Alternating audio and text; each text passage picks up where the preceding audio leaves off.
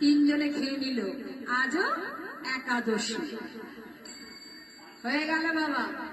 ঠিক তার 15 দিন পর গিয়ে গুরুদেবকে বলছে, গুরুদেব শোনো গুরুদেব, আর একটু চাল ডাল দিয়ে দেবে। গুরুদেব মনে মনে ভাবছে ব্যাপারটা কি, ওর কি 3 বারই লাগবে, একবারও কম হলে হবে না? এই ভাবতো আর একটু চাল ডাল দিয়ে দে। দিয়েছে মা। এবার রান্না করে আজ আর লক্ষণকে ডাকতে ভুল করে, 3 জনকে ডেকেছে। আর 3 জনকে যেই ডেকেছে প্রভু কৃপা করে হনুমানকে সঙ্গে করে এনেছে।